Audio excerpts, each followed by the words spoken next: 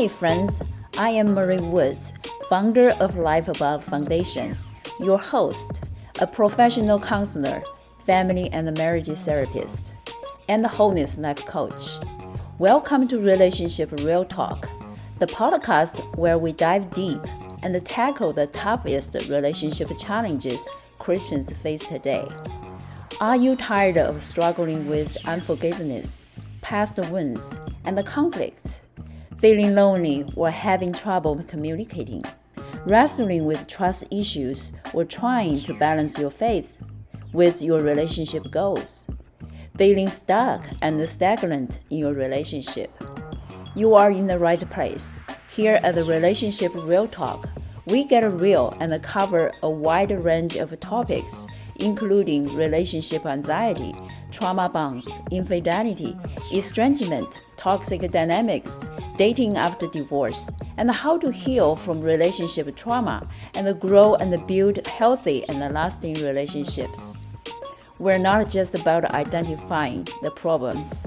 We're all about finding real, integrated solutions from multiple disciplines and offering professional help from different fields to mend and strengthen your relationships.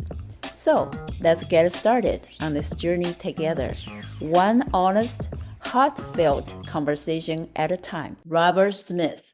He is a top American expert on stress, trauma, PTSD, addictions, and neuroplasticity. He is a global teacher and an international speaker. He is a neuroplastician and a behavior engineer. He will help you create a better life by empowering you. So welcome, Robert. Hey, nice to see you. Nice to be here. Nice to be able to share with you guys. So Robert, we are going to dive into this wonderful topic, which name is From Shattered to Wholeness, Renewing Your Mind for Greater Love. What a topic. So Robert, let's dive in. Why is this topic? Yeah, background story. Well, coming from my world growing up as a kid, because the interesting thing today, what we see today, what we experience today, and how we feel about things today is basically built from yesterday. That means from the beginning of our time growing up in life, we experience relationships. And that means relationship with your mom, your dad, your brothers, your sisters, your aunt and uncles, your grandma, people at school, people at home, people at church. And so you take a little child, they basically know very little about the world until they interact with them. And from these experiences, it teaches us who we are. So say if you were born and you were the second child and you had an older brother or sister, and they just didn't like you. They were mean to you. They were jealous of you because you took the limelight. Well, you as that child, you're going to see the world from a different angle than the first child or the last child. You're the 12th child. You were giving over the fence to the neighbor to take care of you, or your sister had to take care of you. Well, that's a totally different world. And from the worlds we come from, it angles our thinking to see things.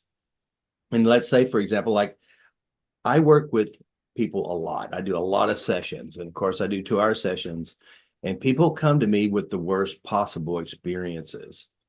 And from fears, phobias, traumas, weight loss, post-traumatic stress, obsessive compulsive behaviors, all of these are big topics, but every one of our basic problems a day are generated and created from relationships.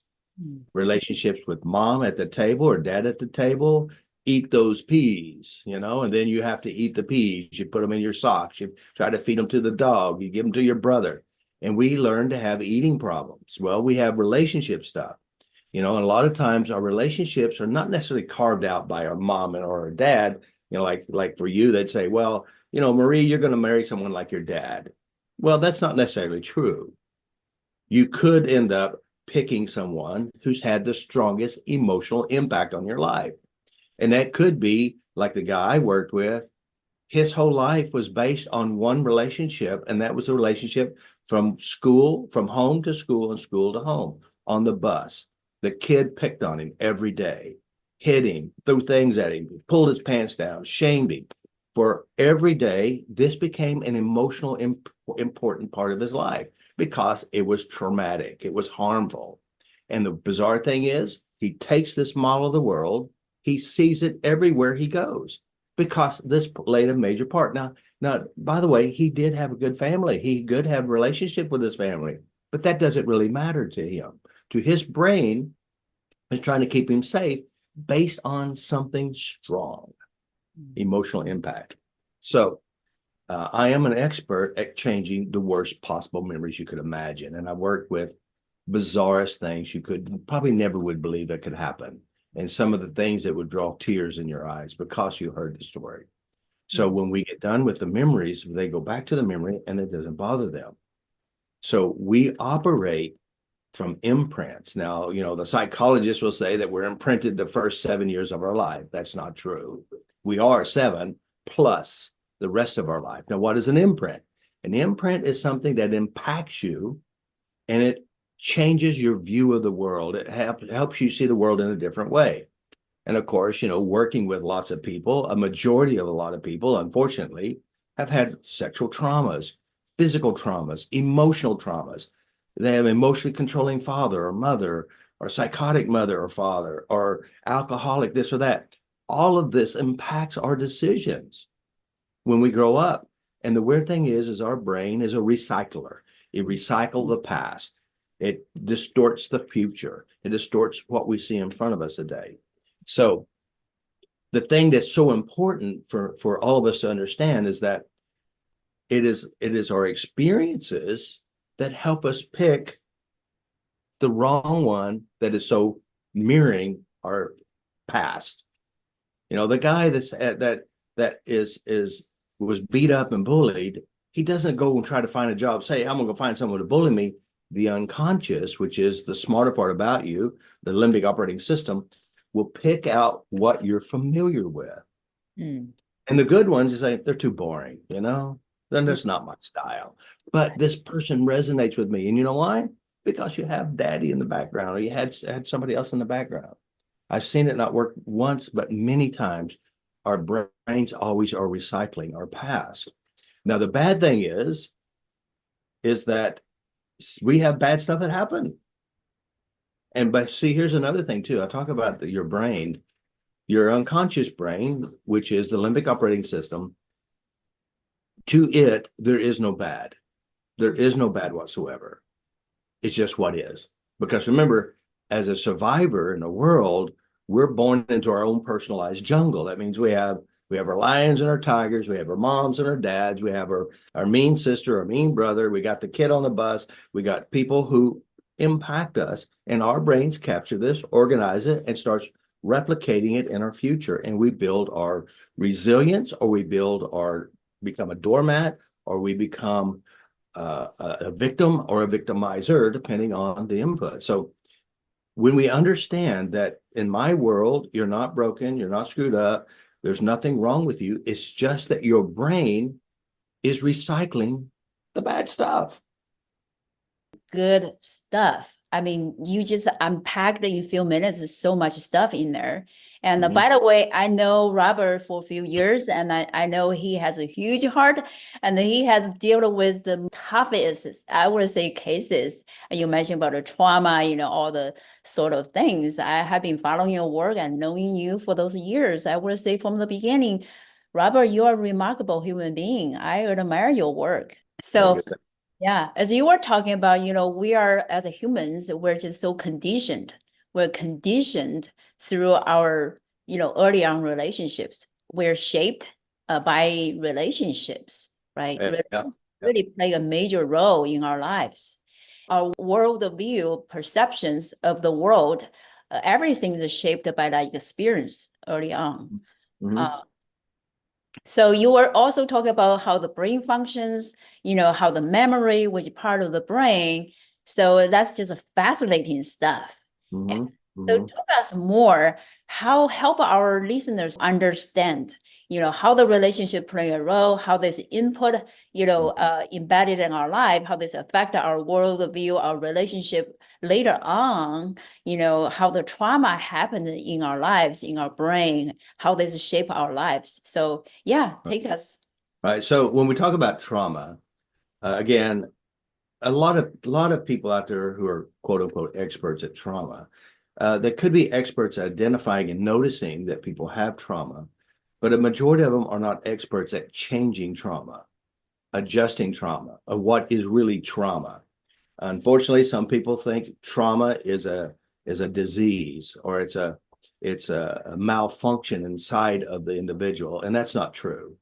You think about it, you got a normal, healthy daughter or son, and they're happy and they're enjoying life, they're out dating, they're having fun, and then they go to the gas station, they're putting gas in their car, and right in front of them they see an accident where someone's hurt, harmed, or killed, or robbed. Now all of a sudden, this child has PTSD. Now all of a sudden, their brain has a disease. All of a sudden, they're not working right. That's nonsense. I would call that horse shit, because the reason is that these individuals know how to identify patterns, but are not experts at changing what creates the trauma, the reaction to events. Now, let's just say this: mechanically, to the brain, whatever it witnesses and how we internalize it. Now, again, uh, people have been raped, beaten, harmed, we've seen horrible things. It is not the events that give you PTSD. Mhm. It's our internalization of the events. That means it's what you witness and how your brain organized it and how it's now replicating it to keep you safe. Yeah. So this young child out putting gas in her or his car, and they witness something, their brain isn't broken because they watched something. Trauma is basically an education of the world. So again, if you've never witnessed this, you will not have panic attacks. If you never witnessed this, you would never have these issues. So what happens is we see what happened, a husband abusing you, or a mother abusing you, or a brother, whoever it is. Your brain takes this and says, okay, this is important and it's going to keep me safe. Got to keep hold of it. So now you're ducking and you're thinking that you're going to get taken advantage of or hurt. It's because it's trying to keep you safe. Mm. Yeah. It's trying to keep you safe. So it's not trying to hurt you, but consciously you go, why am I having panic attacks? Why am I so afraid to even get close to a man or a woman? And Mhm. it's because of the education. We won't call it a trauma.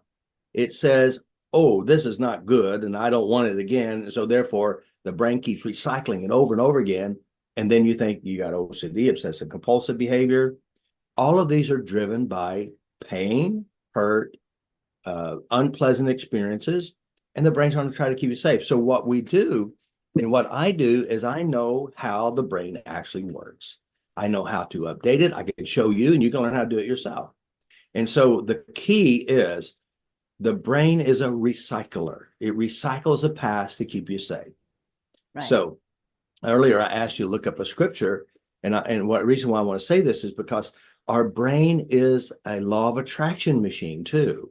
Mm. That means it attracts what we're familiar with. It attracts what we know.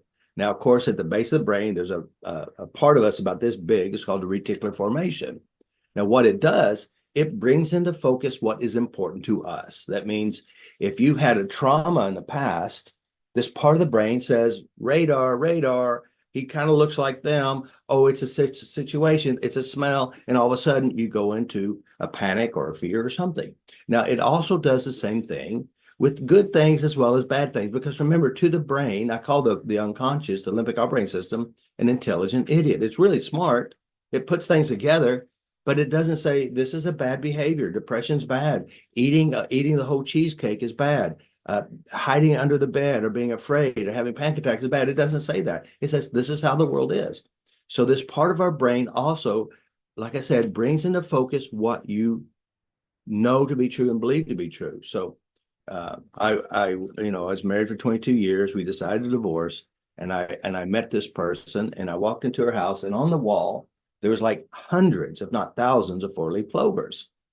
I go, wow, how do you find these things? And she said, well, I just go out there in the front yard and I'll just pick one up. I said, okay, let's do that. So I go out in the front yard. I'm down there looking and I'm looking and I'm looking and I don't see anything. I see a bunch of 3-leaf clovers.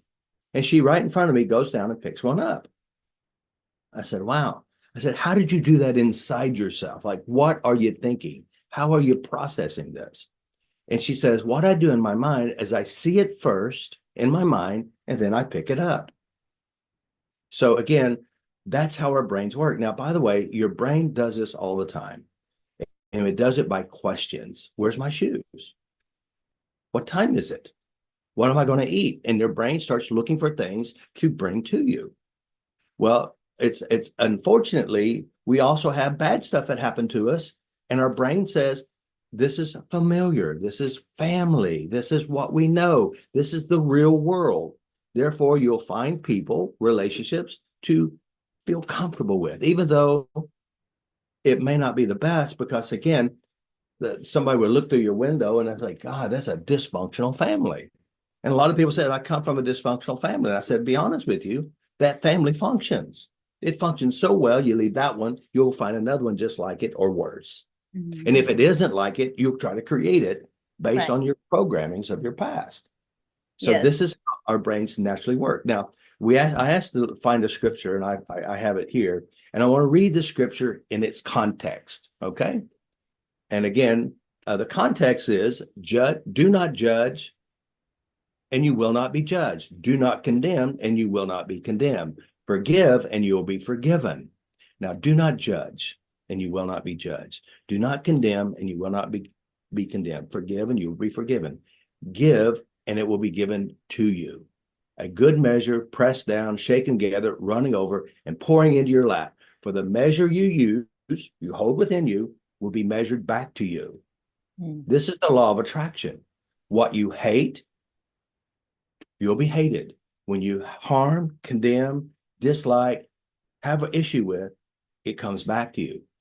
Forgive from inside you, you'll be forgiven. Now let's look at Matthew 1. It says, judge not, you be not judged. For the same measure you judge, you shall be judged. Now, what does that mean?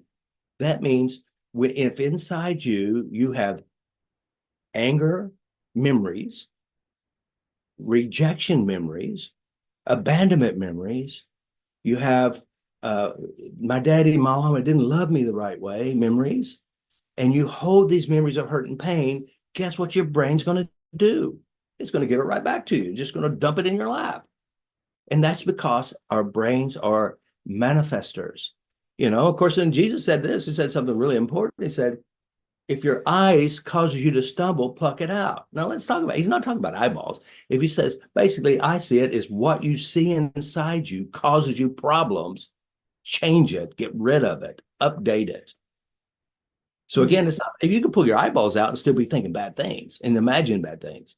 He's saying, if what you see within you causes you problems, take it out, change it, adjust it. But that's the biggest issue. How do you do it? Faith. What is faith? Of course, you look at Hebrews 11:1, it says, faith is basically, something to be true. You never saw it, but you see it within you. And it's because it's what you hold inside, you get again in time.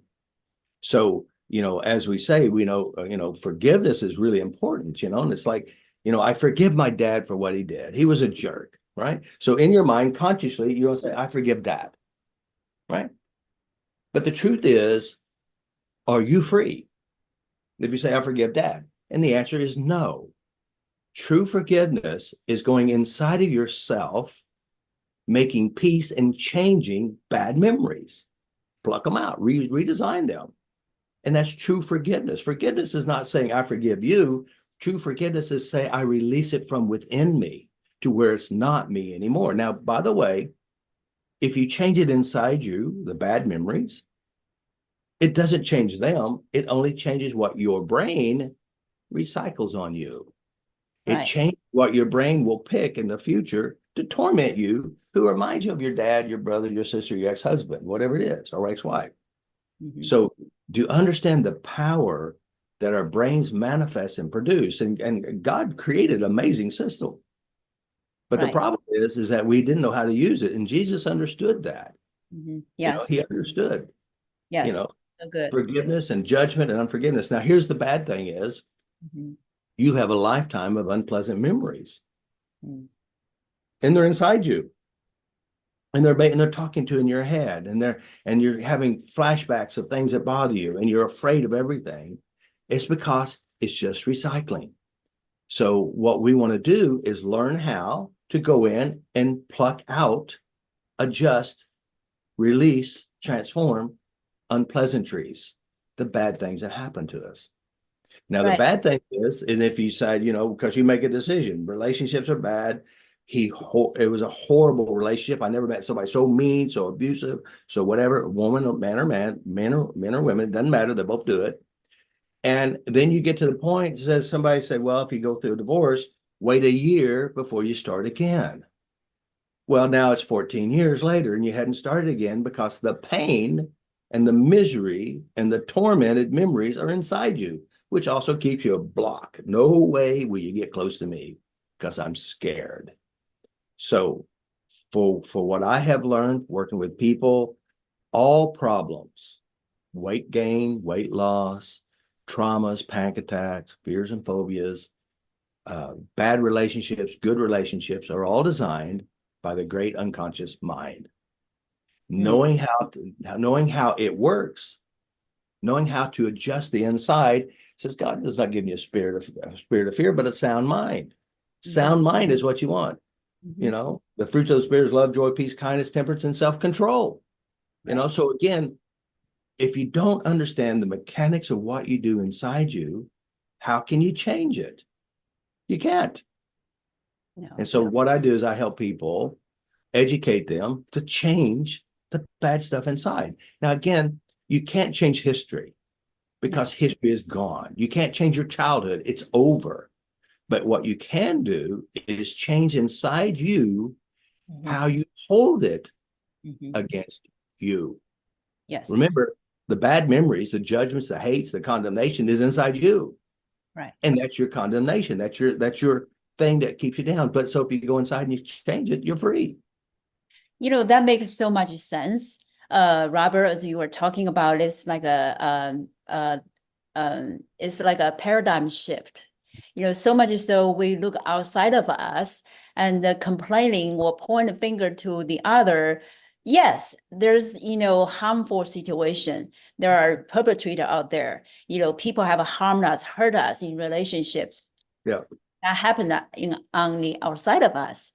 But Mhm. also you are talking about how we perceive, how we internalize, how we programmed through those life experiences that's Mhm. living inside of us 24/7 with Mhm. our life. So Yeah. what we have to deal with is not going outside of us to fix or change others, but rather we have to reprogram ourselves, change the internalized Mhm. system. Mhm. Right? Yeah. Yeah. So that is absolutely the key. Now here's the real thing too, is that to our brain, this is a truth that really changed me in a big way. This one simple truth, and this one. When I visit the memory of what my father did to me, the pain, the memory of this event is written on the cells of my brain. So like, and I go back and remember, my father isn't doing it to me. Your mother isn't doing to you. When you recall how they hurt you, they're not here right now. You have encoded this person, created this person inside your mind based on what you witnessed, and your brain holds it. And now, when you visit a bad memory and or a good memory, who's doing it to you? Is it them or is it you? Yeah, It, ourselves. so when we understand now again say, okay, I'm guilty. That's not what I'm saying. If you understand that the memory that occurred and the event occurred is written on the cells of your brain, and when you remember it and you recall it, now some of you know what I'm talking about. When you remember it, it feels like it's happening right now. It feels real right now. It feels like you're going through it again. And you just, when you visit a memory, you go into what I would call a state of a trance or a hypnosis, or you go back in time, but you can't go back in time. Your brain creates that feeling right now. Now, here's the point I want to make. it's just a movie in your head. And when the movie plays, you feel it. Your brain holds the movies. And here's another thing. Everything inside of your memories is yourself. Because again, remember, you're not 7 years old. You're not 5 years old. You're today. But when you remember, you feel like you are. Therefore, your brain is doing it to you, not the event because it's over. And trauma, post-traumatic stress experiences are not what happened, but how we internalize it. So when you understand this, when you remember what they did to you, you are they. That means when I remember what my dad did, I created dad inside my head based on what I witnessed. So I internalized dad. Now, if you remember, you take your hand, this is not that big. Your dad does not fit in there. You generated and created their dad. Now, here's a bad thing is you watch the bad memory, you feel bad. You beat yourself up, you guilt yourself, you blame yourself. And when you do that, you know what Jesus said, you'll love your neighbor as you love yourself. You'll hate your neighbor as you hate yourself. You'll condemn your neighbor as you condemn yourself. And so therefore you'll despise your husband or the guy who hurt you or the woman who hurt you as you despise yourself. So we had internalized our world based on our own filters and based on our own experiences. And it's our own poison we're drinking, thinking they're doing it to us. But in reality, you could be locked in a padded room and still be tormented, or you can be locked in a padded room and be joyful. All depends on internalizations. So the key that I want to say is that every person inside your mind is yourself. When you go back to a memory, you're the movie director. You're the one who's playing the memory. And your brain starts replicating the feelings in your body. Now, if you understand this one simple concept, everything inside me is me. When you remember what dad did to you, he's not doing it to you. He's dead. He died in a car accident 20 years ago. It's still you doing it. Now, when you get this, I am responsible to know thyself, know myself. Physicians, heal yourself. Doctors, heal yourself. Personal helpers, heal yourself. He says, go inside yourself and fix yourself. I'll show you how. And forgiveness is it. Forgiveness is not saying to them, forgiveness is rewriting inside of us why we want to forgive them. So we are holding the poison, we're holding the memory, and we're tormenting ourselves. Now, again, none of that is bad. From your jungle, from your traumas, you're going to take it and you're going to find someone who's going to fit your jungle. That means they're going to represent, you know, your mom or your dad. Now, here's a bizarre thing: is this one woman? She hated men, and she didn't like me. Her friends kept trying to get her to come see me, and Robert can help you. And of course, she finally comes. Her friends came with her to protect her, you know, because I'm a man. She has men issues because she's had bad men stuff. And again, it's not all men, just the ones that it was in her life. So she built this fortress against herself. Mm-hmm. And so she said, there are no good men on earth. And I go, really? She said, yeah, when I was in California, I dated tall ones, short ones, fat ones, skinny ones, black ones, white ones, midgets. I dated them all. There's no good men on earth. So in her world, all men are bad. Now, where in the world could you get this idea, right? Because all is a big word. ALL represents everything. Mm-hmm. And so I said, well, tell me about your life growing up. She said, oh, I had a really good childhood until my mom divorced. I said, what do you mean mom divorced? She said, well, I had a new dad in my life. And there's not one day he never said anything nice. Every day he'd always say something bad to me. And she said, and I kept record of it on my calendar. So every day she's rehearsing, replaying, focusing on everything bad, right? So she turned 16 and she marries the first guy who's willing to take her. She didn't say that way. I did. And so here she married this guy. And guess what? 16 years later, she divorces again. Now, here's the question. Who did she marry? Who was she? What happened is she had this training of always finding something wrong. He's always finding something wrong. She married this guy. Guess what she did to this poor man? Always complained about everything he did wrong. And for 16 years, he put up with it till he's done. Right? So then she goes out in the dating world, and guess what she finds? All bad men. Where are the bad men? Inside of herself. She even went to try to go to girls, and guess what? She found girls the same way. Where's the common denominator? We are, because of our programmings and our focus. Now, again, You could have 3 kids, 5 kids, same parents, same behaviors, and they all act 5 different ways because it's how they internalize those experiences. So this is how relationships work. It's always being recycled. Now, if you're tired of the bad cycling, you're tired of being lonely and rejected, and you've been doing it your whole life, all you have to do, I mean, it sounds simple, I'll make it simple, is change and adjust the memories that created this, which, by the way, it is a success. Yes, from one perspective. So you were talking about, I remember one of my professors back then when we seminar, we received the counseling training. He said, our brain is a pattern making machine. It's generating the patterns you were talking about is for the purpose of protecting us, the familiarity, and because of survival mode. As a human being, we have to survive from the harmful, painful experience. So like what you mentioned about this lady, she just kept the records. So hopefully you can keep her out of trouble without knowing, keep her stuck in the trouble. So her program that really is attract the other human being who might be unavailable, emotionally, whatever can be in that case. So by those old programs, we are unconsciously inviting dramas or chaos into our lives if it's not renewed in that sense. Exactly. Right. It's our normal life. Again, our brain are recyclers. It keeps us where it is. Now, the problem is, like with this woman here, so I started helping her. I say make peace with memories. That means when you go to a bad memory, it feels bad. It's real. You can feel it. You have it. And when we're done with it, you go back to it. It doesn't feel the same. It's almost like there's peace there. You've updated yourself, because remember, every person inside you is yourself. So when you go and you address what your dad did or your mom did or anyone else, you're not fixing them. You're adjusting what your brain gives back to you.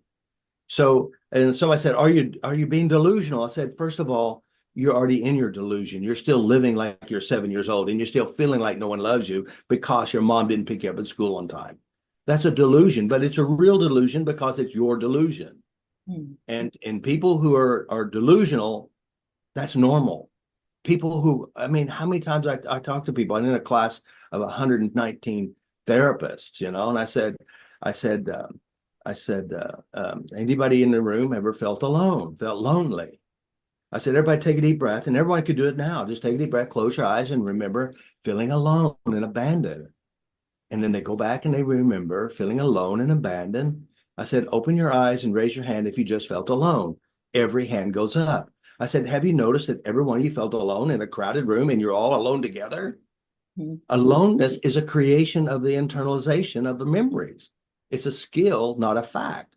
I mean, the planet is full of people, but yet you're sitting next to your partner, you're in your family meeting, or you're in a church, or you're in an organization, and there's hundreds, if not thousands of people, and you're feeling alone. It's a creation.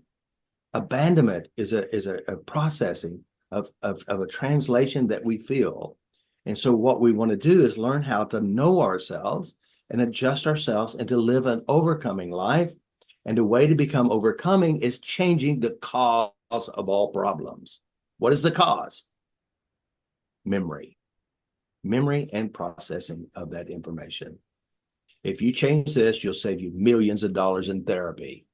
Lots of therapy sessions will be saved because you learn to change you. Jesus says you don't need to go to the temple because the temple is inside you. And if inside your head you got pigs and goats, and nothing against pigs and goats, but if you have a lot of crap, a lot of unpleasant things inside your head, the temple's not clean. The purification, sanctification is purifying your mind, purifying your thoughts, changing unpleasantries, acting differently.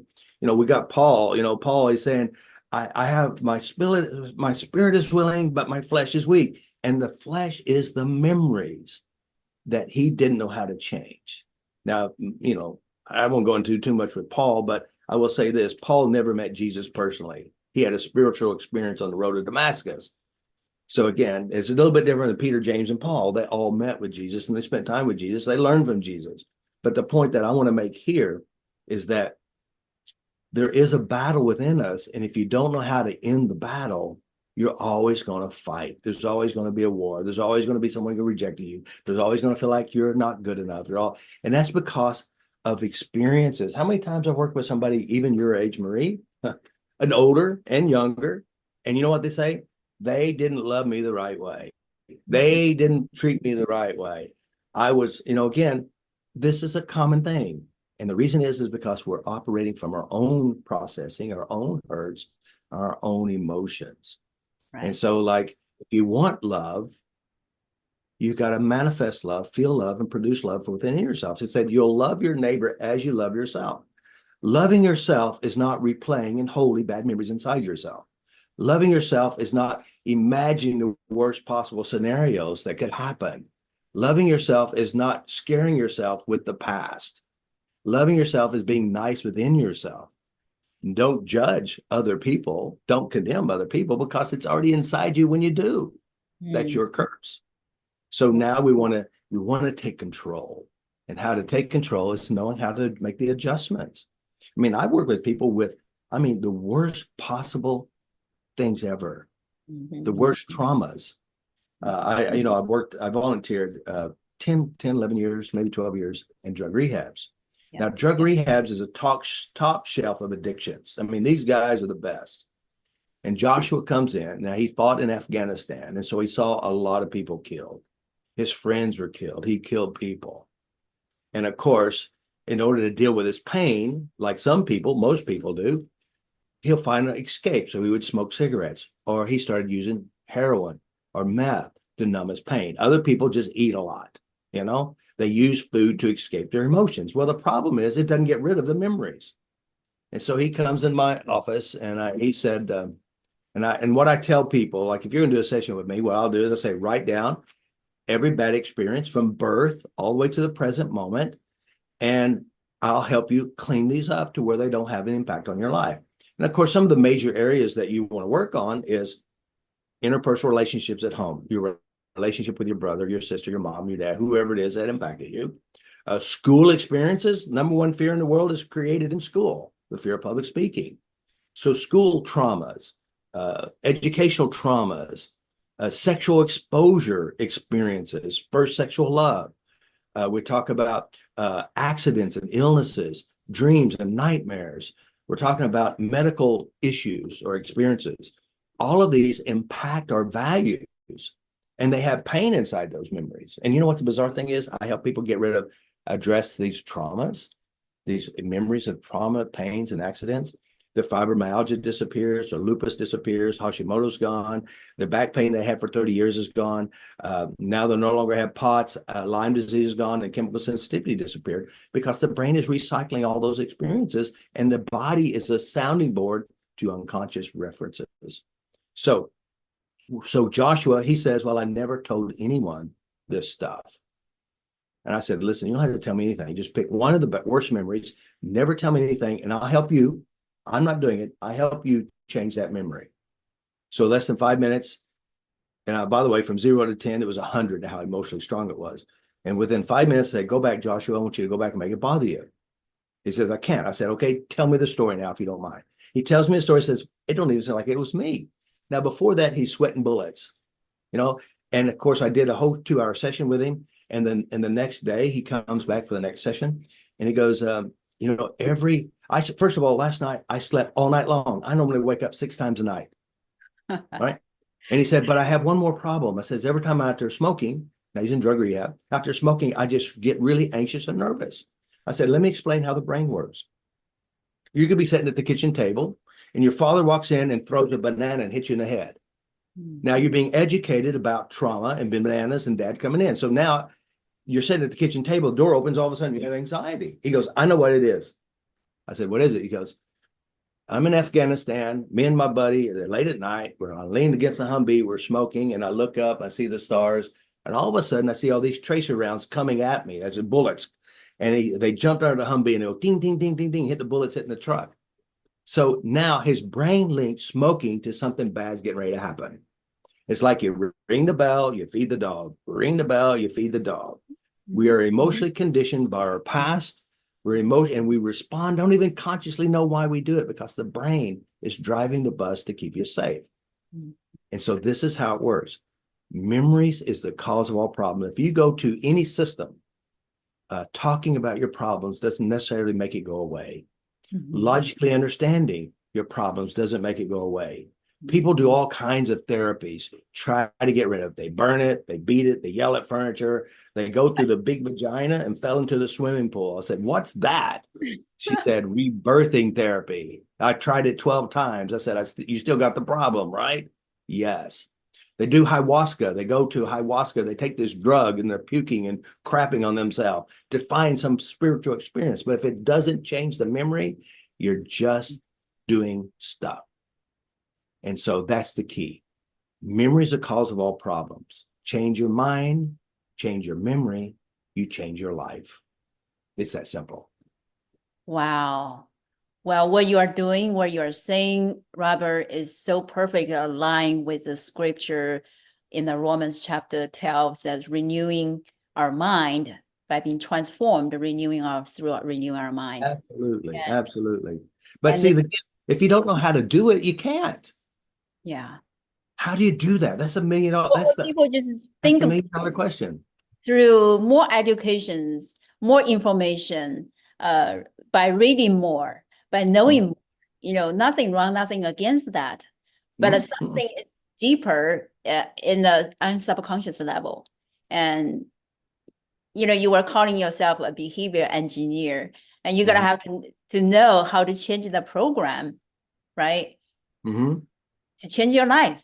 Mm-hmm. So come back to relationship, this is all about a relationship, real talk. So for us who have been traumatized in the past, carry the trauma, continue on in our later on life. In order for us to have a healthy relationship, to enjoy a healthy relationship, it starts with us, not with the another, right, Robert? Yes. So, Yes. also to carry out Jesus' commandment to love your neighbor as yourself. You just said it so profoundly. I have never heard anybody preach on that like what you did. Well, I mean, with all logic, really, you think about it, because again, if you're always helping somebody else and you think if you just love them more, you'll start to feel love. It doesn't work that way. It works the other way.